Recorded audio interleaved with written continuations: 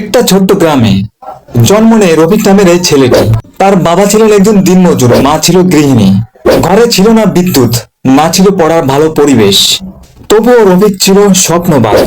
সে ছোটবেলায় একটা কথা শুনছিল, জীবনে বড় হতে হলে স্বপ্নটাকে অনেক বড় করে দেখতে হবে। রফিক স্কুল থেকে ফিরে মাঠে কাজ করত, গরু চড়াতো ও বাজারে কুলির কাজ করত। শুধু একটাই উদ্দেশ্য ছিল তার, যেন পড়াশোনা তাকে না ছেড়ে দিতে হয়। বন্ধুরা যখন খেলায় মেতে থাকতো, রফিক তখন কেরোসিন দিয়ে বাতি জ্বালিয়ে বই পড়তো। একদিনের একটা সিদ্ধান্ত বদলে দিল তার জীবন। রফিক মোবাইল সার্ভিসিং শেখে পাশের শহরে। দিনে কাজ করে, রাতে ইউটিউব দেখে নতুন কিছু শেখে। একসময় নিজেই একটা ছোট দোকান খোলে। রফিক ইউটিউবে দেখে কিভাবে ফেসবুকে পণ্য বিক্রি করা যায়। সে মোবাইল অ্যাক্সেসরিজ অনলাইনে বিক্রি শুরু করে। গ্রাহক সেবা ভালো হওয়ায় অল্প সময়ে অর্ডার বাড়তে থাকে। নিজেই প্যাকিং ও ডেলিভারি করত। ধীরে ধীরে মানুষের ভরসা পায়। 6 মাস পর তার বিক্রি হয় 1 লাখ টাকার উপরে।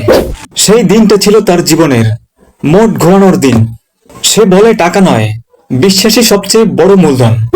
আজ সে একজন কোটিপতি ও সফল উদ্যোক্তা। আজ রফিকের নিজস্ব অফিস আছে, 15 জন কর্মী আছে, নিজের বাড়ি গাড়ি সব অর্জন করেছে নিজের ঘামে। তবুও সে ভোলে না তার অতীত। সে এখন গ্রামের ছেলে মেয়েদের ফ্রি ট্রেনিং দেয়, কাজ শেখায়, স্বপ্ন দেখায়। গরিব হওয়াটা কোনো দোষ নয়, কিন্তু তুমি যদি গরিব থেকেই মারা যাও, এটাই সবচেয়ে বড় দোষ।